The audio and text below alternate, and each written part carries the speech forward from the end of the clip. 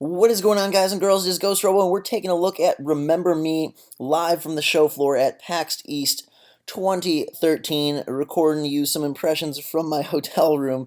This game comes from Capcom, releases June 4th, the week before E3. It is sort of a hybrid combo platformer, climber, mixed in with this strange memory mechanic. And in this full demo, you're not going to see the memory mechanic, which I thought was a little bit strange that they didn't show. But what they did show was pretty promising.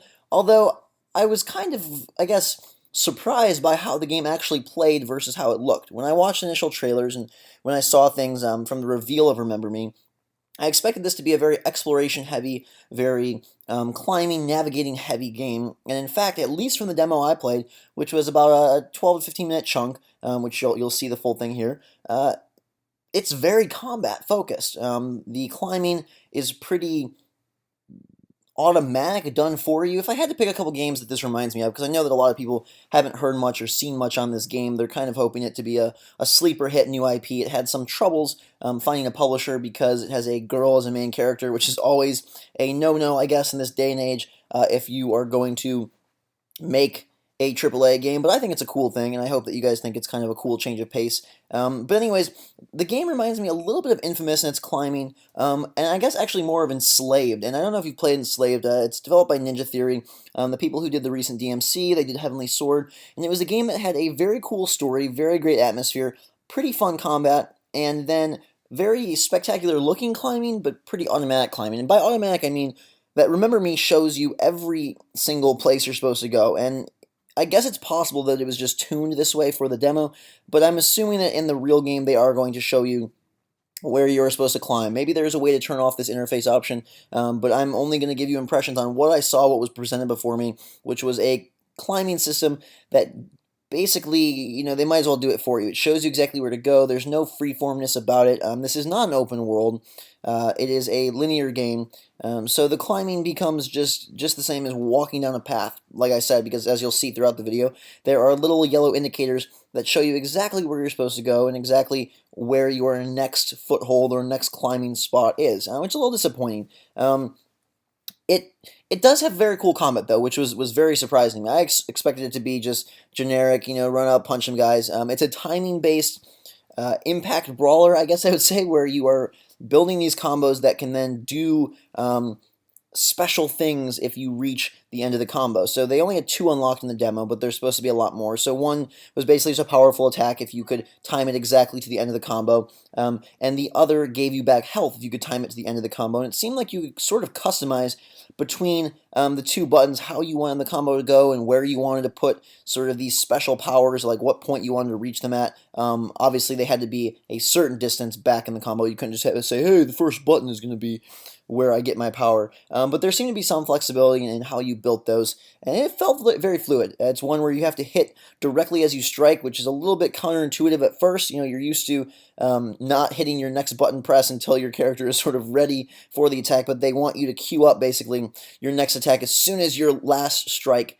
makes contact. Once I got the hang of it, though, it felt pretty cool, and again, sort of changed my impression on what this game is. I expected it to be much more navigation-based and sort of figuring things out, mystery. And again, they didn't show any of the memory stuff, which is where, if you look at the trailers, you can go back into people's memories and kind of redo their memories, rewrite their memories, and change the outcome of events, change the outcome of plans, and sort of foil and spoil a lot of different evil things, I'm assuming, along the way. I was surprised they didn't have that in this build, but it does leave me excited to see how that turns out in the full game. What this does really well, and why I continue to use the Enslaved comparison, is that the environment and sort of overall feel of the game is pretty spectacular. It has a very nice aesthetic to it. Graphically, it wasn't the most impressive game, but it has a good art to it. There's definitely some uniqueness. Kind of, again, a mixture of Enslaved, a little bit of Rage. There's this decrepit city, and these people, it seems like their memories have been stolen away from them, and they can't remember anything. And that would give you the title Remember Me. The whole game is about, at least what I got from the demo, sort of the populace's memory being taken away and sort of then controlling the city via that method, which I think is cool and could turn out to be pretty awesome. I'm not sure how exactly the story is going to be delivered, if it's just cutscenes, if you're going to be acquiring notes or audio logs, or how that all pans out. Capcom doesn't necessarily have the greatest history of story-driven games, but what I saw here was pretty promising. I guess that the biggest disappointment for me was that the enemies boiled down to a pseudo-zombie fodder. I don't understand why every single game has to use some sort of infected, hypnotized, gray, weird, disgusting, bulbous, exploding demon-like people. Last of Us. You can find a video of that a little bit later in the week, and that's a outstanding game. Absolutely plays phenomenally. But my only slight gripe with it is why use zombies? And remember me. You watch the trailers, and everything I saw seemed like maybe you'd be fighting sort of crazy robots or just angry citizens or something, or not even a lot of fighting at all. But no, as you're seeing in this demo, there are a lot of gray, evil, zombie type creatures that mumble and grunt and come at you. And you can't hear them mumbling and grunting because there were no speakers at this demo. It was a headset only demo, and therefore there was no way for me to record the audio, which I apologize for. But when you're at these events, you basically do the best you can. And it's a little bit weird because, of course, playing a game at an event like this in a 10 to 15 minute chunk is a whole lot different than sitting down and playing the game in your house, or when you have the final version and copy. But it is always engaging and interesting to see what few things stand out to me. And the main points that I will make about Remember Me are that, one, the atmosphere and environment seems to be this game's strong suit, and I think that's something that people sort of grabbed onto from the very beginning, that, wow, this game looks really cool. People are making initially Assassin's Creed comparisons. I don't really feel like that at all, at least from what I saw. It was much more of a adventure action combat platformer than it was stealth or massive cities. And who knows, maybe the game opens up in some areas and there are far larger venues and places for you to explore and climb sort of at free will, and perhaps you can even turn that.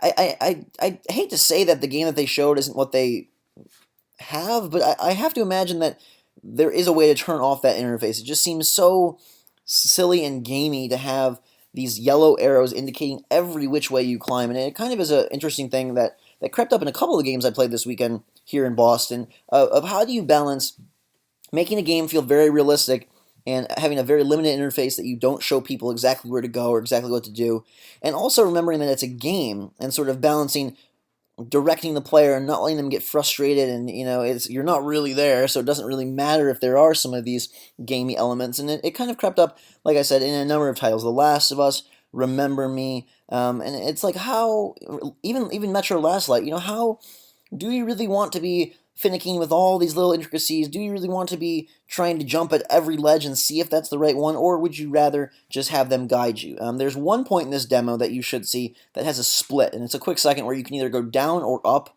on a pipe, and I'm not sure if those were multiple paths or if they just were another way to get up to the same roof, or if there was a secret down there. This game does have collectibles, and another cool thing, I don't know how this pans out in the full game, or what the real significance of it is, but there are these screens that showed you sort of a puzzle where you could see a future scene that would show, okay, you have to go in this corner to find this special collectible, this special pickup. Now, in the demo, they were incredibly easy, and I'll assume that they were giving you incredibly easy ones because this was probably early on in the game and for a demo, but it seemed like there could be some puzzle elements that would be pretty cool. The whole memory system is definitely a puzzle element, and I think that maybe they didn't show the best segment of this game that they possibly could have. They showed the most accessible, part, which was combat and climbing, directed climbing. Like, everybody can do that. And again, when you're waiting in line for 2.5 hours for these games and you get there, nobody wants to be frustrated and trying to figure it out. You just want to play the game and see what's going on.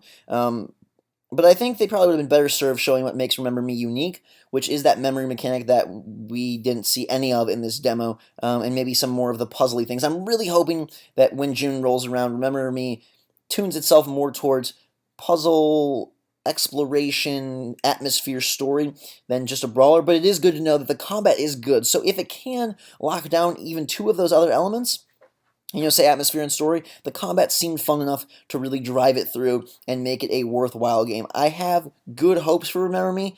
It doesn't stand out as oh my god, this is the game of the show, or it's going to be a must-buy, but I definitely think it's one to look out for, especially in the summer months when things might be kind of dry. A new IP is always something exciting to look forward to, and then the follow-up week is E3 and The Last of Us. So that should be a good chunk of gaming right there in the beginning of June. Let me know what you thought of Remedy in the comments below. I know, again, most people really don't seem to know a whole lot about this game. There hasn't been a whole lot of press, a whole lot of hype, but what I've seen is pretty promising and looked pretty cool. I like some of the risks they're taking with a female lead, and the number one thing is like the art direction and the atmosphere seems pretty cool, and with the whole memory system, they could do a pretty nice plot, so long as they don't delve into this zombie, generic thing of like, oh, everyone's lost their memories and now they're zombies, end of story.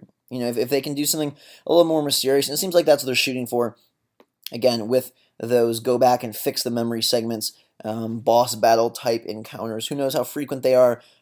This demo would make you think that they're not frequent at all, but I have to imagine with the game title Remember Me that the memory portion of the game would be a decent big focus. So that is going to do it. Thanks so much for watching. Hope you enjoyed this video. I am here still at PAX, ready to go check out a few more games. I'll be bringing you all sorts of coverage of what I saw and played throughout the week, and you guys can look forward to Metro Last Light, The Last of Us, Dead Island, The Swapper, Wonderful 101, and a whole bunch of other games that were pretty cool. So I'll let this demo finish out. You guys can enjoy the rest of it. Until next time, everybody have a fantastic day. Drink some hot chocolate. Thanks again for watching, and we will see you all later.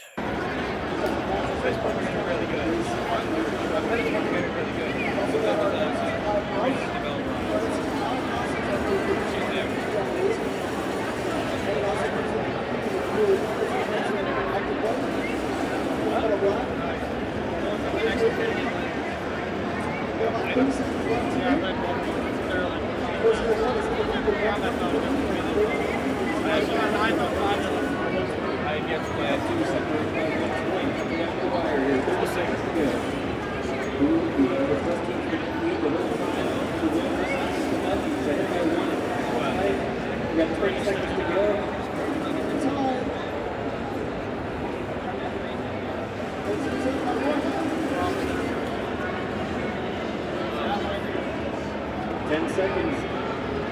Number 1 jumps ahead. Number 1, please come to the front. Put your prize. Everybody else is looking at their feet. You have a t-shirt there. Make sure you grab it. Congratulations. Number 1 is number 1. Literally, last second.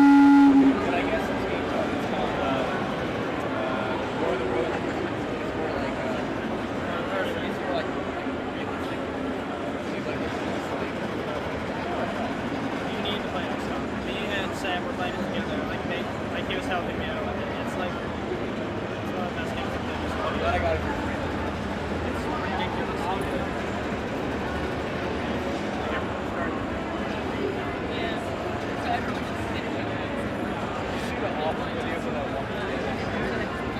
I never watched it. Oh my god, I was there. It was hilarious. What you call lack of production? That Chernobyl. The show game Dead Chernobyl was sick. Yeah. I really like it.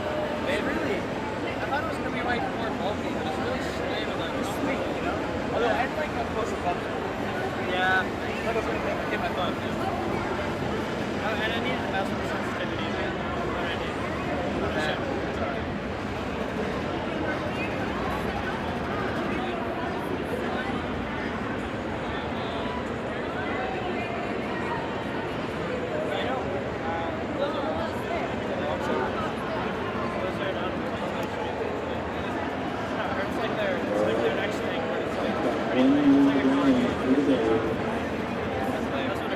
Person representatives will show you to your systems. We're doing back 3 rounds. 3 minutes a round. Highest unit score takes away the top prize.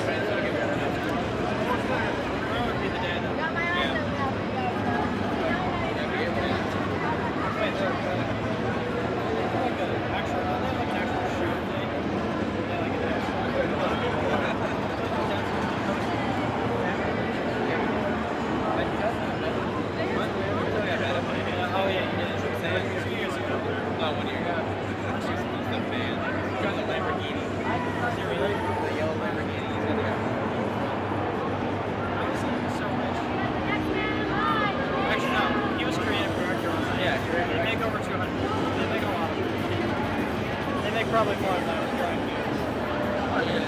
out a couple $50 million game.